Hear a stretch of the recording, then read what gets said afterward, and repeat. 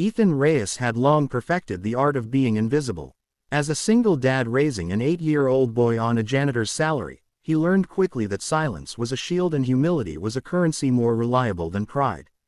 Every morning before dawn, he left their small apartment, tucked a blanket around his sleeping son, Mateo, whispered a promise that things would one day be easier, and took the first bus across the city to Vance Industries, the steel and glass empire that touched the clouds and ignored everyone beneath them. And Ethan didn't mind, or at least, he pretended not to mind. He needed the job, needed the insurance, needed the stability. So when he mopped the marble floors outside the 62nd floor boardroom and overheard billionaires congratulating themselves on bonuses that exceeded his entire lifetime earnings, he kept his head down and focused on the steady rhythm of the mop.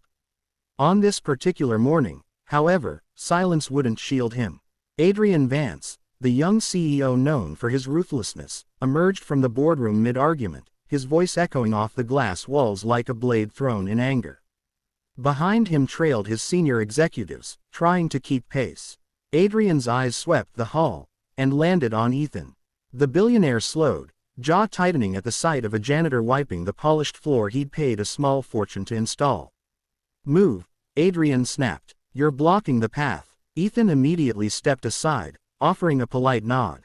But Adrian wasn't done. He scoffed loudly, gesturing at Ethan as if he were a stain on the floor. "This is what HR thinks passes for staff these days. A janitor doing cleanup in front of the board. Unbelievable." A few executives chuckled, hoping to curry favor. Ethan didn't respond. Years of military discipline, buried beneath his quiet exterior, taught him not to react. But one person didn't laugh. A pair of small brown eyes peeked from behind the CEO's leg. A little girl, no older than 7, clutching a sketchbook to her chest. Lily Vance, the CEO's daughter.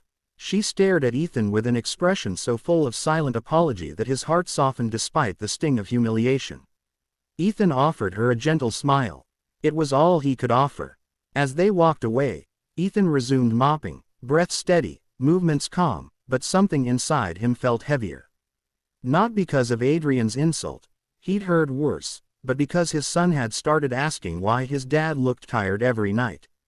Why grown-ups treated him like he wasn't worth seeing. Why he worked so hard, yet life stayed so hard. Ethan always said the same thing. Because some jobs aren't about pride, they're about purpose. And today, he reminded himself of that again, until the fire alarm shattered every thought. A piercing siren erupted through the hallway, followed by panicked shouting from security. Fire in the CEO's private lab. Evacuate. Smoke curled under a steel door at the end of the hall. Executives scattered in terror. Guards radioed frantically. But Ethan didn't hesitate. Instinct burned through him like a switch flipped back on. He sprinted toward the smoke, grabbing the emergency respirator on the wall, slipping it over his face as he pushed through the heat that clawed at the air. Inside the lab, flames licked along the walls, sparks erupted from shattered equipment, and the acrid smell of burning wires filled the space. But what froze Ethan was the sight near the center. Adrian Vance lay pinned beneath a heavy metal beam that collapsed from the ceiling, coughing violently, barely conscious. "Hold on," Ethan shouted. Adrian's eyes flickered open, shock filling them at the sight of the janitor running toward him instead of away. Ethan shoved debris aside, bracing himself before lifting the beam. Muscles strained, sweat burning against the rising heat, but he lifted it. Not with the strength of an ordinary man. With the strength of someone who had once carried wounded soldiers through collapsing buildings. Adrian gasped as Ethan dragged him free, pulling him toward cleaner air. But as Ethan bent to check his breathing, stabilizing his airway, his sleeve rolled back, revealing the tattoo on his forearm. A black falcon with a lightning strike through the wing. Adrian's eyes widened even through the haze. He knew that symbol. Everyone in the upper echelons of government knew it. Falcon Unit. The elite military rescue division so secretive that most people thought it was myth. Every member was believed killed in a covert mission 6 years ago. But the tattoo wasn't just a rumor. It was real, and it was on the arm of the janitor he had just insulted. Ethan didn't notice Adrian's stare. He simply lifted him onto his shoulder and carried him out through the flames just as the sprinkler system burst to life, drenching everything in heavy rain. By the time security stormed in, Ethan was kneeling beside Vance, checking his pulse, giving precise instructions with a calm authority that silenced everyone around. Adrian tried to speak, but the world blurred to black. His last thought before losing consciousness wasn't the fire. It was the tattoo, and the realization that he had insulted a ghost, one who had survived what no one else did. Part 2. Hours later, Adrian Vance awoke in a stark, quiet medical suite inside his own building. His throat burned, his chest ached, and his mind replayed flashes of smoke and falling beams. But when his vision cleared, the first thing he saw was Ethan sitting in a chair in the corner, hands clasped, gaze distant. His forearm, and the tattoo, were fully visible now. For the first time Adrian could remember, he felt small, human, vulnerable. "You," Adrian croaked, voice raw. Ethan stood, holding out a cup of water without expression. "Drink slowly," he said. Adrian obeyed, staring at him like he was trying to decipher a ghost story. "That tattoo," Adrian whispered. "It can't be. Falcon Unit didn't have survivors." Ethan's jaw tightened. He looked out the window for a long moment before replying. "Some of us walked away," he said quietly. "Walking away isn't the same as surviving." Adrian felt the weight of those words settle heavy in the room. Falcon Unit was legendary, known for impossible rescue missions and the soldiers who risked everything for civilians. If Ethan was one of them, then the man he'd mocked wasn't a janitor with a mop. He was a hero who had once walked through hell for strangers. Adrian swallowed hard. "Why are you here?"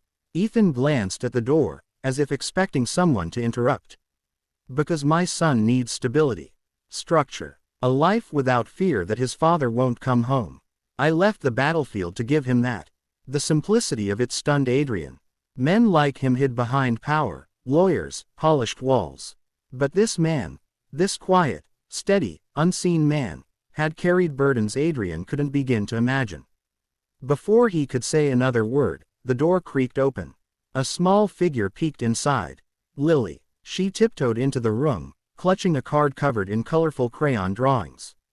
She looked at Ethan with awe. "Thank you for saving my dad," she whispered. Ethan softened, kneeling beside her. "You're welcome, sweetheart." She handed him the card. On the front was a drawing of a man with wings pulling another man out of a fire. Ethan blinked hard. Lily smiled shyly, then slipped back out. Adrian exhaled shakily. "Ethan, I owe you everything.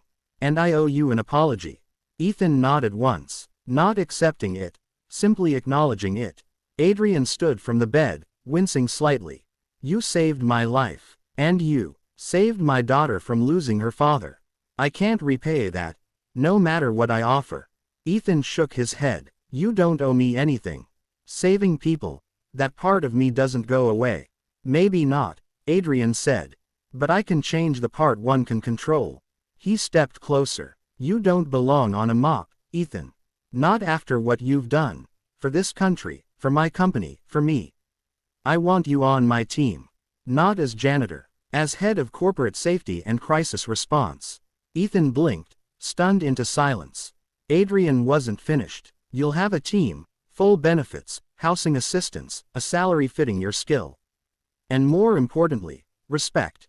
Ethan looked down at Lily's drawing in his hands, the crayon wings and flames swirling in colors of innocence. He thought of Mateo, of the future he wanted to build, of the years he'd spent shrinking himself to survive. And for the first time since leaving the military, he felt the possibility of rising again, not as a soldier, not as a ghost, but as a father creating a life worthy of his son. Slowly, he stood. "All right," he said, voice steady.